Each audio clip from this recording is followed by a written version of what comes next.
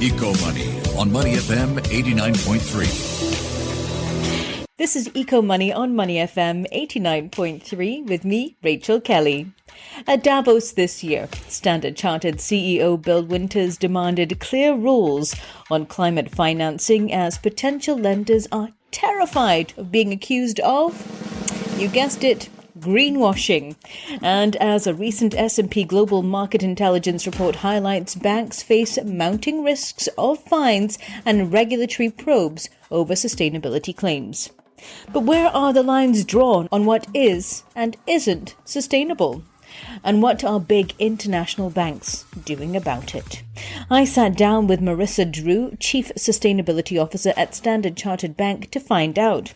I asked her thoughts on greenwashing and the journey towards sustainability and ESG. You tend to see when a new asset class emerges an enormous amount of enthusiasm. People see that, and it's very provocative to be a part of something that's new and exciting. And sustainability couldn't be a bigger asset class in some respects in that framing. And so you had huge amount of people pile into this space. And as something is developing, typically the standards are also in development mode. Regulation often runs to catch up to where the market is. And so what you find is, while there are everybody's well-meaning, sometimes the definitions of what good looks like haven't been created yet. And also sometimes in a hyper-exciting market, it also invites less well-intentioned actors that want to use this as a marketing job. That's a reality.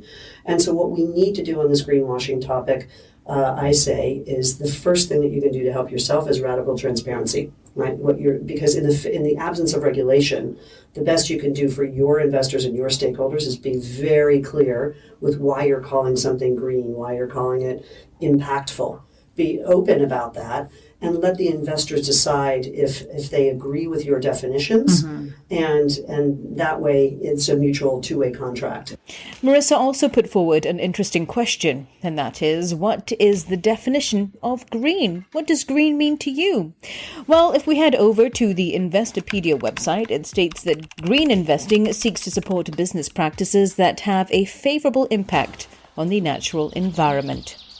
Here in Singapore, the Monetary Authority of Singapore's Managing Director, Ravi Menon, he said that Singapore, as an international financial centre in Asia, is committed to support Asia's transition through its Green Finance Action Plan.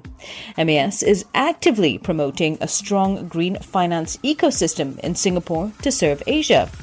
To help with this, a clear taxonomy is needed. And the regulator states that the Green Finance Industry Task Force, that's the GFIT or GFIT, convened by MAS, establishes and proposes taxonomy for Singapore-based financial institutions by identifying activities that can be considered green or transitioning towards green. You can find out more about that on the MAS website. Taking a look at another study, the Global Green Economy report by Arup and Oxford Economics also proposes a new taxonomy. The green taxonomy proposed is different, though, from its peers. First of all, it is significantly more detailed. It provides more than 500 green activities for economies to choose from. Second, it proposes a flexible way to deal with transitional activities such as natural gas. And finally, it explores how green activities should be understood from a value chain perspective rather than purely in isolation. Authors of the report estimate that the transition to a net zero emissions environment by 2050 will create new industries worth $10.3 trillion to the global economy by that same year. So with so much opportunity, the question is where to invest. And I asked Marisa what excites her. I'd point to two things. One is the extraordinary technological innovation that is happening in every single sector that is addressing the acute problems that we're facing, mostly environmental, but also social challenges. And we're seeing those breakthroughs just come, and the pace is picking up at exponential speed. And that's quite exciting because that's the value creation in the future, but that's also transformational for traditional industries. And we see it in the food sector with lab-grown meat and seafood. We see it in material science for fashion. We see it, of course, in the energy sector with hopeful promises of green hydrogen and so on. So literally you can point to any industry and see that evolution happening and that transformation happening. The second thing is a term that we affectionately call radical collaboration in the industry is actually resulting finally in action. So sometimes if some were going to be critical of the COPs and Davoses, you say there's lots and lots of pledges, but where's the action? And we are seeing the action. And it's something I would point to that just happened a few days ago. Serious breakthrough is the UN, the countries that make up the UN, all agreed, and this took 15 years, but we got there, to create a pledge for managing the open waters of the high seas. And this is all part of this concept called 30 by 30, so save 30% of the oceans within the next 30 years. Absolutely critical, not only to mitigating climate change, because the oceans absorb so much carbon and regulate and mitigate our heat, but also healthy oceans feed a quarter of the world's population. Their primary source of protein is seafood. It's seventh largest GDP in the world. If we don't have healthy oceans, it's sort of game over for humanity. And yet, it was so hard for people to get their heads around the idea that we should protect and collaborate on this idea of an open treaty for the waters. And yet we got there. And so these are the moments of action, probably born out of necessity, if we're honest, because climate change is so here and real for people now. But it's happening, and that's a pretty exciting thing. What does this mean for blue finance? It's very, very promising for blue finance.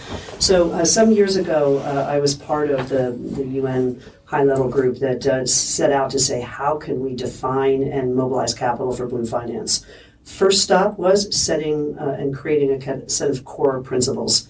And so we took something out of the playbook of the green bond market, and we created the blue bond principles. So that was that same idea that if you create a set of principles and standards that the market can adopt, then that would start to unlock capital. Second thing that we did was to define what are sectors that are investable from a commercial proposition, traditional commercial proposition in the oceans. It's everything from offshore wind and solar and sustainable fisheries.